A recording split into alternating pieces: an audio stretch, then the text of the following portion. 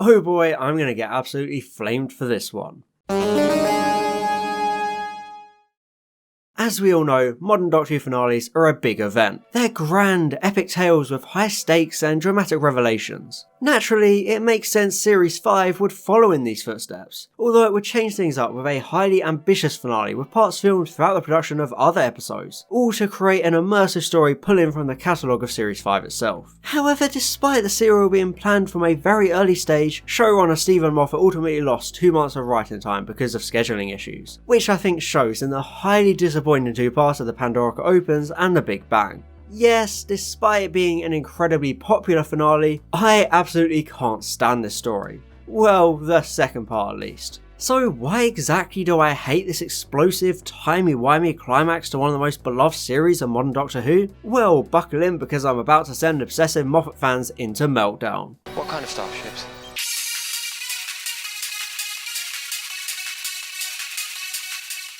Most Doctor Who finales don't really take the other episodes of that series into account. With the exception of the Series 4 finale, there usually isn't much of a connection to people or places that have shown up in the earlier episodes. The Pandorica Opens, however, turns that completely on its head, which I really like. Almost all the previous episodes play a role because a mysterious Van Gogh painting finds itself in possession of characters like Winston Churchill and Liz 10. It creates a sense of cohesion revisiting all these locations. They're all connected to the Doctor in one way or another, and we've seen those interactions play out over the course of the series, so it's a rewarding nod making them feel more important to the wider series. It also kind of sows the seeds for Rory guarding the Pandorica. We're shown this painting making its way slowly through time before River recovers it in the 52nd century. That's a similar route Rory has to take, guarding the Pandorica for 2,000 years, going the long way round. It's a nice, subtle way of setting up that plot point. It also introduces us to the idea of time shenanigans, because River graffitis the oldest planet in the universe, attracting the Doctor in a very similar way to Time of Angels. Usually I get a bit fed up with Moffat being all cutesy with timey-wimey stuff, but I think it works well to set up this episode, a whistle-stop tour throughout time culminating in that brilliant reveal of the painting showing the TARDIS exploding. It's a cold open that manoeuvres everyone into place successfully and sets the stage for an epic finale.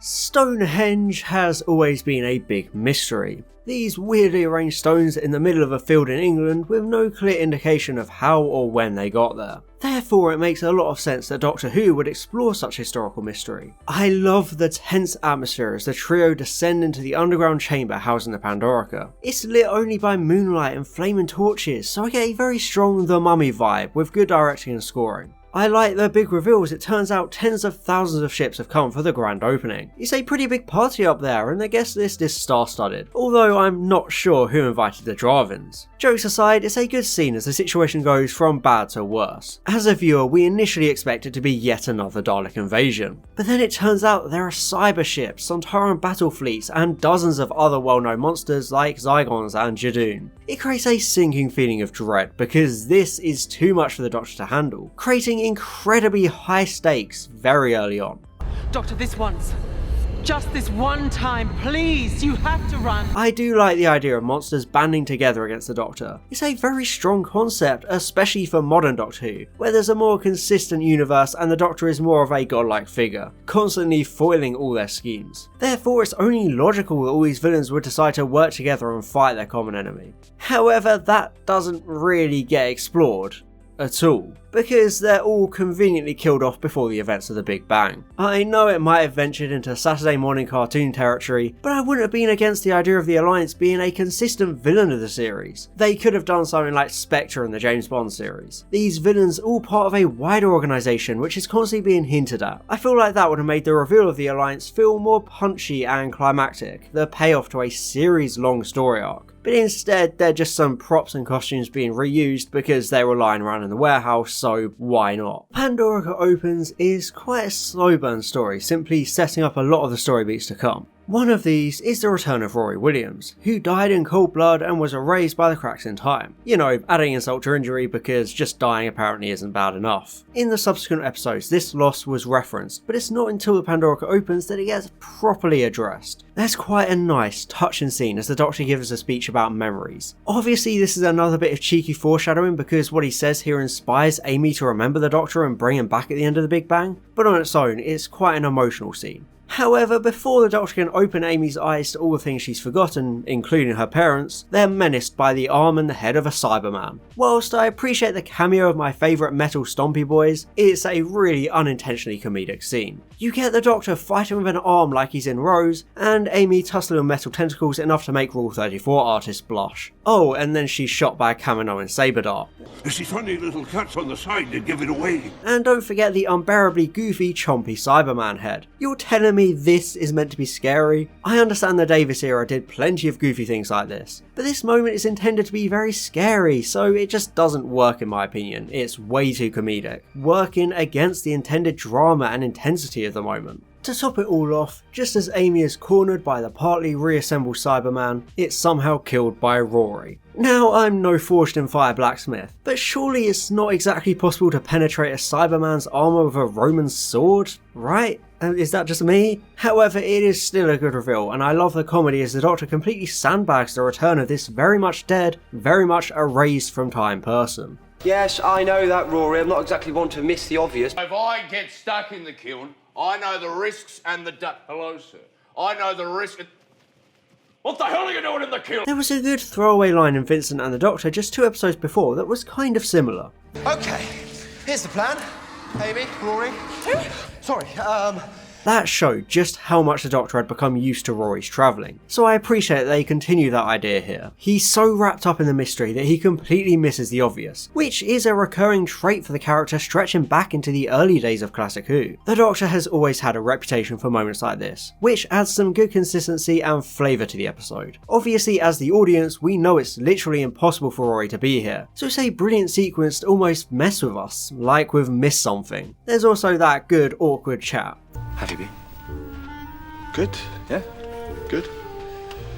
The great little Murray Gold jingle adds to the absurdity of it all, and I just think it's a wonderful exchange to reintroduce Rory. Matt Smith and Arthur Darvill show some amazing chemistry. I also really love Rory's heartbreak at finding out Amy has forgotten him. We understand why she wouldn't remember him, but he never found out how the cracks work, so it's a horrifying realization for him, having to see the love of his life completely look through him as if he was just a random guy in another Doctor adventure. Although it doesn't quite make sense that River, his literal daughter, never even shows the slightest glimmer of recognition throughout the entire story. But then again, I guess Moffat hadn't come up with that bit yet. It's then that the Pandorica starts to open. Get it? This is the name of the episode. This all leads to one of the most overrated and overly parroted speeches in all of Doctor Who. And of course it has I'm the Doctor playing, because this is the Smith era. I won't deny that this is an epic speech. It has just been ruined by the fan base like pretty much everything else in the show. I mean seriously, at conventions they make other actors read it out, which that's always just rubbed me the wrong way. Hey, read this thing a different dude did. Oh, right. You gave me this earlier. It's a bit strange, really. I don't know how I'm going to do this. It's a very Tennant-style moment, keeping that intense aura of the character even in this new incarnation. I also think it's a good way to hold the alien threat at bay. There's no way for him to stop them in a conventional way, or even play them against one another like in Doomsday, so all he can do is stall for time. Even without knowing he's the reason they're here, he plays up their fear and hatred of him because they are familiar with him. I know I've caught some flack for criticising Series 5's hero worship of the Doctor, but this is one of those moments where the worship is justified. He's a big deal, and times like these reflect that. I just hate how Moffat played it up by making this a staple of every Smith era series. He really overdid them and beat them into the ground. But again, that's not really a fault of this story itself. Remember, every black day I ever stopped you. First of all, I don't like the way you guys are saying black. One of the big mysteries surrounding the cracks in time is the cause of them. Cold Blood had that earth-shattering reveal as the Doctor found a piece of the TARDIS within the crack, and Flesh and Stone dated the explosion as Amy's wedding day. So indeed, the time machine takes River to Amy's house, where she makes the shocking discovery that the whole thing has been an elaborate setup to trap the Doctor?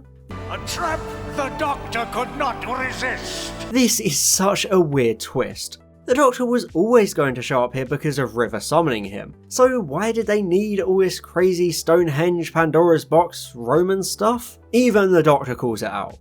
Why?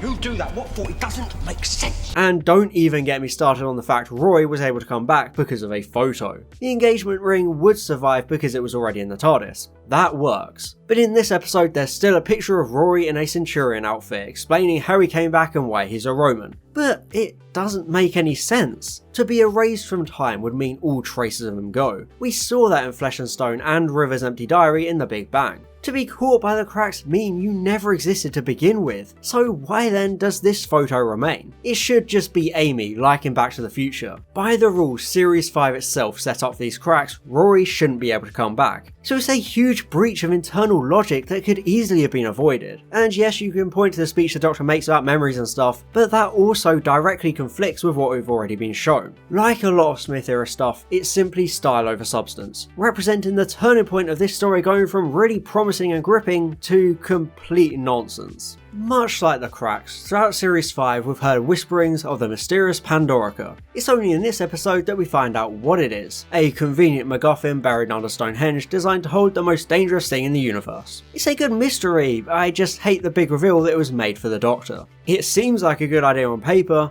but it's just kind of cringeworthy in execution. The whole episode has this big build up of who could possibly be bad enough to deserve such a fate. A nameless, terrible thing, soaked in the blood of a billion galaxies. But the whole "ooh look, the Doctor is evil" thing is a plot point that can only work with certain incarnations, and the 11th Doctor is pretty much the least suited one. Series 5 made him very bloodless without destroying many villains. Sure, this is the same character as always, so villains wouldn't care if the face has changed, but it just feels unsuitable on a surface level. The ending also traps River in the TARDIS, which is being controlled by an external force. Yeah, that never gets explained. It's up to the fans to headcanon it away as a silent chilling in there and deciding to blow it all up, despite the end result being the total collapse of the entire universe. Yeah, this is a problem when you start writing a sprawling story arc without knowing what comes next in your own narrative. However, what I do like about the ending is that it's one of the darkest and most pessimistic endings of any Doctor Who story. River is trapped in an exploding TARDIS. The Doctor is outsmarted by his enemies and locked in the Pandorica, begging them to let him save them because they've got it wrong. And lastly, Rory f***ing shoots Amy and kills her, which, you know, I actually kind of wish didn't get reversed. It's a really dramatic and crushing ending. I don't think there's another first part ending quite this overwhelmingly negative. Even in stuff like Utopia it didn't feel this utterly hopeless. Instead, this time everything is lost. However, the problem is that it's too hopeless. The ending of the episode is so pessimistic and downbeat that there's no satisfying way to resolve it. Everything the Big Bang does to reverse these character fates feels cheap, because nothing it does could ever live up to the setup of the Pandorica Opens. So it's a huge example of a first part actively holding the wider story back by overjuicing the ending and the setup to be epic. I'm just going to rip the plaster off raw and tell you right now that the rest of this video is going to be very negative because I hate the Big Bang. However, I do appreciate the subversion at the very beginning, with the episode opening just like the 11th hour but without the Doctor around to crash into Amelia's life, since the universe collapsed and reality got erased. It's an effective switcheroo to show how history has changed, although I hate the whole stars aren't real thing. It's just one of those cutesy Moffatisms that rubs me the wrong way for some reason. There is a snappy and enjoyable sequence as the Doctor guides Amelia into opening the Pandorica, which is now a museum exhibit. There's good sound design, editing and music in the scene, all culminating in that mind-blowing twist of Amy being inside the box. It's an extremely shocking fake out, but that's its biggest flaw, because it's written as a moment rather than being a good plot reveal. It's there to surprise you because you expected the Doctor, whilst also conveniently undoing Amy's death. But in doing all of this, the entire episode has to perform Olympic level mental gymnastics to justify it. It leads to some of the most baffling, paradoxical storytelling I've ever had to suffer through, especially because the Doctor ends up back there anyway to save the day. The Big Bang has multiple versions of the Doctor zapping around in a painful bootstrap paradox. How did he get out of the Pandorica in the first place in order to give Rory the sonic screwdriver to get him out of the Pandorica? Hey, don't question it, just laugh because haha Mop and Fez. In isolation, this scene would be fine, but it's more the fact that this is the whole episode summed up in a single moment of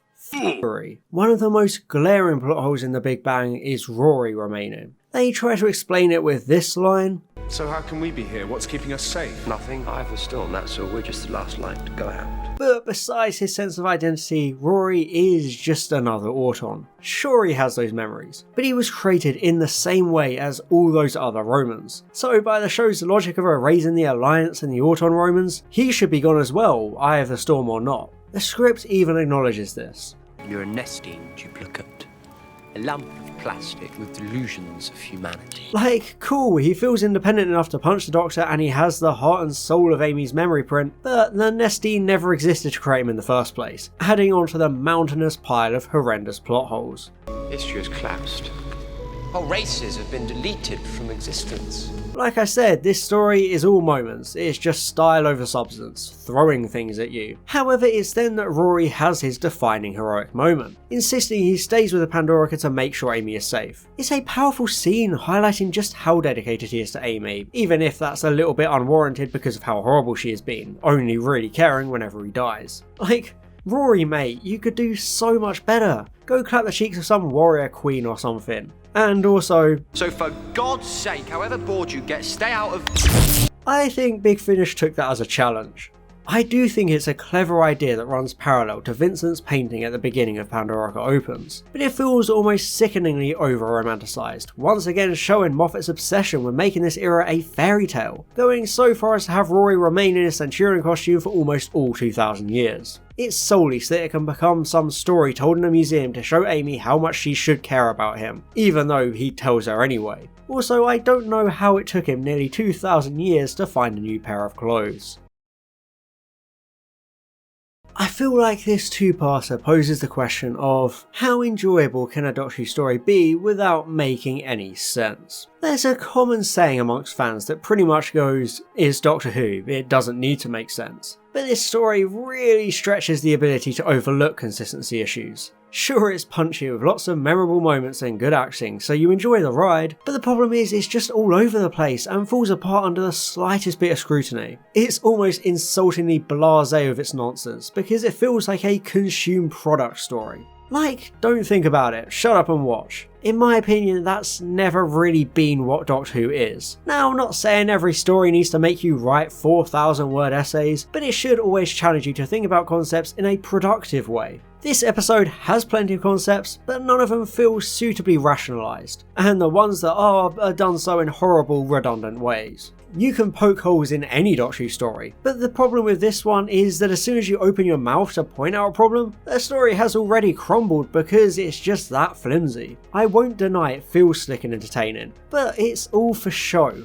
That's basically the story. It just throws things at you and spouts technobabble, wowing you with all these spectacular things, but they don't hold up at all when you actually think about them. I feel like it's so confident with all its nonsense that most viewers think everyone else understands it, so they play along and pretend they understand it too, otherwise they'll be embarrassed. All the characters just say random things that sound like they somewhat make sense because it's spoken with authority, so you just go along with it. Oh, it's morning already.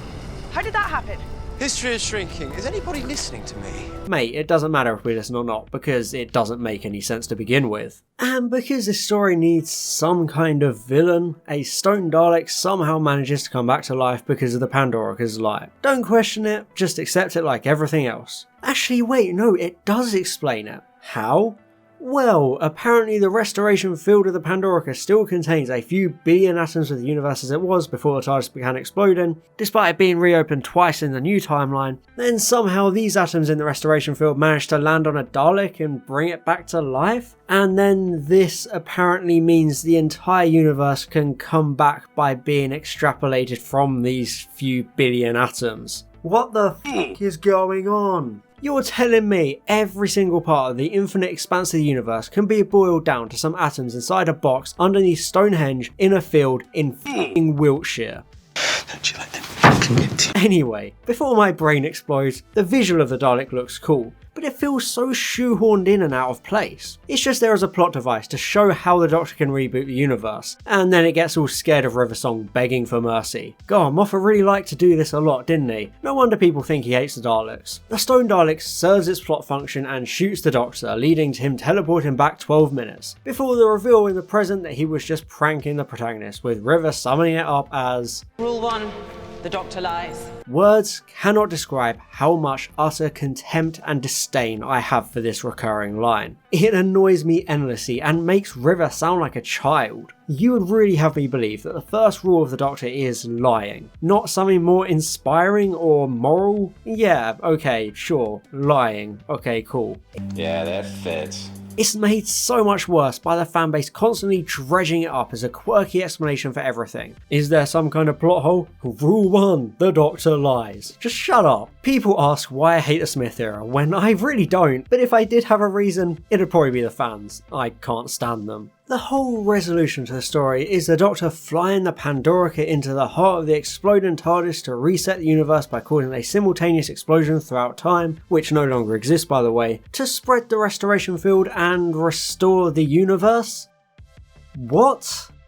Like, I understand the concept, but it's so wild and nonsensical. You have to make so many leaps of logic to try and explain this whole plan, because it's so needlessly bonkers. Half this episode ends up as fast-paced technobabble, because Moffat needed to dig himself out of the hole he dug by upping the ante too much in the Pandorica Opens. I mean, he literally destroyed the entire universe, wiping out all of reality itself. That's a pretty extreme thing to do, and something you can never backtrack on in a satisfying way. So everything just gets reset because nothing actually matters. The universe reset stuff has always led to far more questions than answers. Some alien invasions theoretically never took place because the whole universe was rebooted. So what does that mean for certain past companions? Where does that leave the state of the universe? It's also ambiguous and up in the air, with some episodes acting like the world has forgotten events, whilst others maintain that certain events still happened. Doctor Who has always been very unstable lore-wise, but this story just makes things even more confusing for basically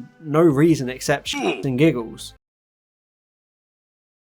In my opinion, it's pretty much only at the half-an-hour mark of Big Bang that there's anything worth watching. There's a good emotional moment between the Doctor and Amy where it reveals that her family were taken by the cracks, although I guess she had enough plot armour to survive. It's a touching moment, but it comes too little too late for me. You have to drag yourself through 30 painful minutes of nonsense just for the episode to get to this emotional payoff of the Doctor and Amy's relationship. Indeed, time rewinds because this powerful character climax isn't good enough for old Stevie boy over here. He has to add some more confusing flair. Yes, the Doctor finds himself going back through time to previous instances of the cracks in time, trying to get through to Amy so that she can remember him and magically bring him back at the end. I will admit this is executed really well, especially the Flesh and Stone callback. There was a perceived continuity error where the Doctor appeared with his coat despite it having been pulled off. That actually turned out to be a genius move by Moffat, because this was actually the future version of the Doctor. Regardless of my thoughts about the Big Bang 2, this is a fantastic little twist paying off that moment in a previous episode. If only he could have put that same effort into Mel. But that's a story for another time. If I haven't given up on Doctor Who by then. There's also a very touching scene between the Doctor and Amelia, one of Matt Smith's best moments in the show. It's a beautiful, melancholic speech bidding farewell, although much like the Pandorica speech, it's been beaten to death by fans. Even still, it's a strong moment of reflection for him. He's facing the complete erasure of his existence. If she doesn't manage to remember him, that's it. He can't just regenerate. It's a strong and emotional farewell, the ultimate sacrifice, knowing he'll now just be Amy's imaginary friend from her childhood. Despite all my reservations about Moffat and this story, this is a solid payoff. I really like it. With the Doctor erased and the universe inexplicably restored,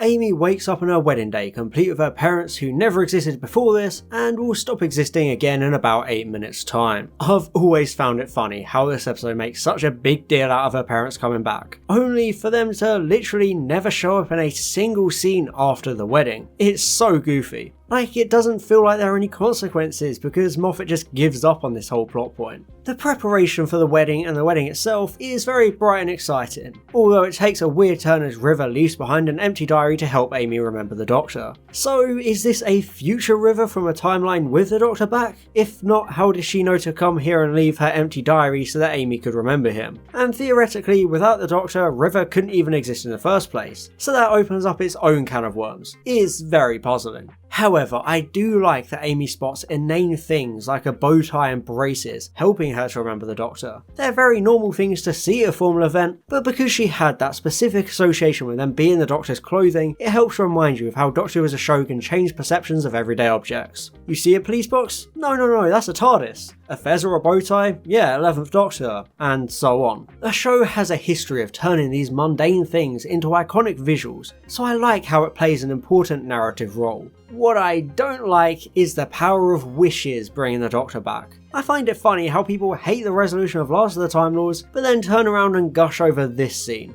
It's just as bad and overly magical as that previous one. Maybe even worse because Last of the Time Lords at least had the whole Archangel thing going on.